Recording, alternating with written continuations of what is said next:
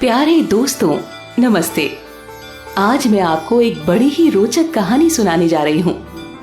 माधोपुर गांव में रामलाल नाम का एक सेठ रहता था। वो था तो बहुत अमीर, लेकिन बहुत कंजूस था। वो ना तो कभी किसी की मदद करता और ना ही कभी किसी को कुछ दान में देता। उसका एक बेटा था, हरिराम। उसका स्वभाव अपने पिता से बिल्कुल विपरीत था। वो हमेशा लोगों की मदद के लिए तैयार रहता। गांव के लोग पीठ पीछे सेठ रामलाल को मक्खी चूस कहते। एक बार उसके द्वार पर एक ब्राह्मण भिक्षा मांगने आए। भिक्षा दे दो, कुछ भिक्षा दे दो। सेठ का बेटा हरिराम घर से बाहर आया और ब्राह्मण से बोला, बैठिए ब्राह्मण देवता, मैं आपके लिए कुछ लेकर आता हूँ। हरिराम जैसे ही अंदर ब्राह्मण को कुछ देने के लिए लेने जाता है, तभी रामलाल कहता है, देखो बेटा, 5 रुपए से ज्यादा मत देना। इनकी तो आदत ही होती है मांग कर खाने की।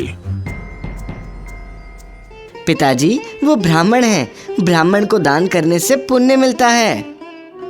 ये सब धक्या सुनी बातें हैं। इतनी मेहनत से हम कमाते हैं, किसी को दान करने के लिए क्या? लेकिन पिता से छुपकर हरिराम हमेशा कुछ न कुछ दान करता रहता। धीरे धीरे वक्त बीतता गया। रामलाल बूढ़ा होने लगा। एक दिन वो यूं ही टहलने निकला तो एक मंदिर के पास से गुजर रहा था। वहां पर कोई कथा चल रही थी। कथा में बताया जा रहा था कि गाय का दान करने से स्वर्ग की प्राप्ति होती है। ये सुनकर वो थोड़ी देर के लिए वहां रुका और मन ही मन सोचने लगा, मैंने ऐसा तो कोई पुण्य कार्य नहीं किया है, लेकिन अगर गाय दान कर दूं तो मृत्यु के बाद मुझे स्वर्ग की प्राप्ति हो जाएगी। ये सोचकर रामलाल काफी खुश हो जाता है और अपने घर चला जाता है। दूसरे दिन ही वो एक गाय खरीदकर दान करने का मन बनाता है और उस बाजार में जा पहुंचा जहां पर जानवरों की खरीद और बिक्री होती थी। बाजार में जितनी भी गाय बिकने के लिए थी, रामलाल ने सबके दाम पूछ लिए। ये गाय कितने की है भाई? केवल 10,000 भाई साहब। उन सब में सबसे सस्ती गाय 10,000 की थी, क्योंकि वो गाय थोड़ी बूढ़ी थी। लेकिन रामलाल को 10,000 भी ज्यादा लग रहा था। वो उसे 9,000 में खरीदना चाहता था। थोड़ा दाम ठीक करके लगाओ भाई, चलो 9,000 की दे दो। उसने बहुत कोशिश की कि 9,000 में वो गाय उसे मिल जाए, लेकिन बेचने वाले ने थोड़ा भी कम नहीं किया। क्या भाई साहब, मजाक कर रहे हैं क्या? 10,000 से एक पैसा कम नहीं होगा। क्या करूं, ये तो दाम कम करने को मान ही नहीं रहा है। ठीक है, छोड़ो, घर निकलता हूं मैं। तो बिना गाय खरीदे ही वापस घर लौट गया।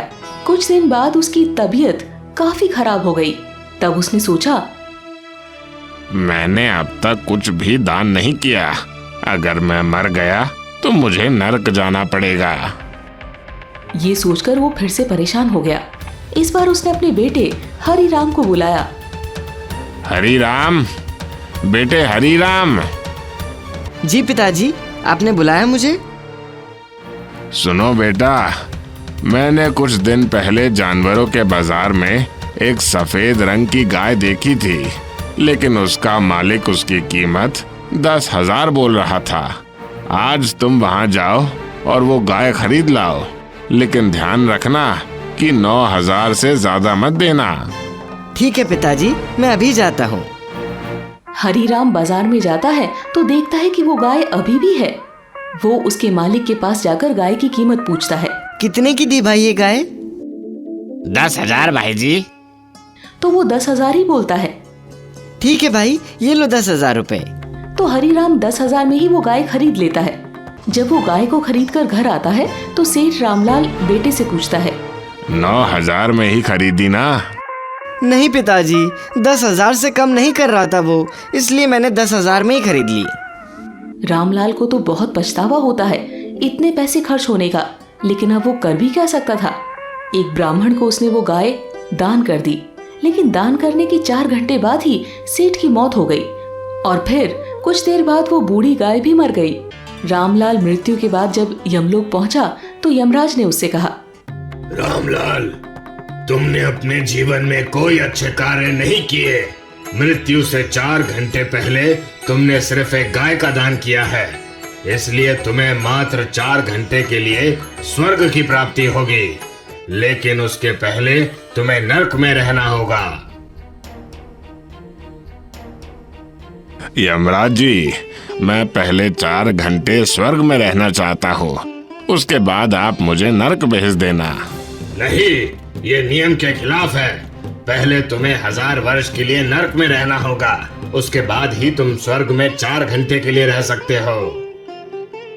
लेकिन रामलाल अपनी जिद पर अड़ा था कि तभी वो गाय भी यमलोक आ गई, जिसे रामलाल ने दान किया था। गाय वहां आकर रामलाल से बोली, आपने मेरा दान करके 4 घंटे का पुण्य कमाया है। मैं आपकी सहायता करने आई हूँ। आप मुझे आज्ञा दीजिए कि मैं आपकी क्या सहायता कर सकती हूँ। गाय की बात सुनकर रामलाल के दिमाग में एक योजना आई। उसने कुछ सोचने के बाद गाय से कहा, देखो, यमराज मेरी बात नहीं मान रहे हैं। अगर तुम मेरी मदद करना चाहती हो तो यमराज का पेट फाड़ दो। रामलाल की बात मानकर गाय अपने सींग से यमराज को मारने के लिए जाने लगती है कि डर के मारे यमराज वहां से भाग खड़े होते हैं। यमराज के पीछे गाय और रामलाल भी जाने लगते हैं। यमराज डर से भागते भागते ब्रह्मा जी के पास पहुंचते हैं और उनसे रामलाल की सारी बात बताते हैं। रामलाल, यमराज की बात सत्य है। तुम्हें पहले नरक में ही रहना होगा, उसके बाद ही तुम स्वर्ग में रह सकते हो, क्योंकि नरक भोगने के बाद ही आत्मा पाप मुक्त होती है, तभी वो स्वर्ग पाने की अधिकारी होती है। लेकिन रामलाल अपनी जिद पर अड़ा रहता है। वो ब्रह्मा जी की बात नहीं मानता है और फिर गाय को ब्रह्मा जी का भी पेट फाड़ने की आज्ञा दे देता है। एक काम करो, तुम ब्रह्मा जी का पेट फाड़ दो। ऐसे में ब्रह्मा जी भी भयभीत होकर वहां से भाग खड़े होते हैं और वो सब भगवान विष्णु के पास पहुंचते हैं। तब भगवान विष्णु भी रामलाल को यही सारी बातें कहते हैं। तब रामलाल गाय को विष्णु जी का पेट फाड़ने की भी आज्ञा दे देता है। ऐसे में विष्णु जी डर के मारे भागने लगते हैं और भागते भागते वो सब कैलाश पर्वत पर भगवान शिव के पास पहुंचते हैं। भगवान विष्णु, यमराज और ब्रह्मा जी भगवान शिव से कहते हैं, हे भोलेनाथ, हमारी रक्षा करें। ये मनुष्य हमारी बात समझने को तैयार ही नहीं है और हमारी जान के पीछे पड़ा है। उन्हें इस तरह परेशान और भयभीत देख भगवान शिव काफी दुखी हो जाते हैं। उन्होंने भी उनकी बात का समर्थन करते हुए रामलाल से वही बात कही और सही नियम का पालन करने की सलाह दी। लेकिन उसी वक्त उसके पुण्य कर्म की अवधि समाप्त हो गई, जिसकी वजह से गाय वापस लौट गई। ऐसे में मजबूरन रामलाल को देवताओं के फैसले को स्वीकार करना पड़ा, लेकिन वो कम चालाक नहीं था। अतः कुछ सोचने के बाद उसने बोला, मुझे क्षमा कर दीजिए भगवान, आप सब तो महान हैं। मैंने अपने पुण्य की वजह से आप सबके दर्शन कर लिए, जो किसी साधारण मनुष्य के लिए संभव नहीं। आपके दर्शन से तो बड़े बड़े पापियों को भी पुण्य की प्राप्ति हो जाती है, उसके कष्ट दूर हो जाते हैं। अगर ये बात सच है तो मेरे कौन से पाप बाकी रह गए हैं जिसके लिए मुझे नरक जाना पड़ेगा। रामलाल की बातें सुनकर देवता सोच में पड़ गए। अगर रामलाल को नरक भेजा गया तो हमारे दर्शन का उसको क्या फायदा। ऐसे में उन्होंने रामलाल को हमेशा के लिए स्वर्ग भेज दिया। दोस्तों, इस कहानी से हमें यही सीख मिलती है कि इंसान अगर अपनी बुद्धि से काम ले तो बड़ी से बड़ी परेशानियों में भी वो जीत हासिल कर सकता है।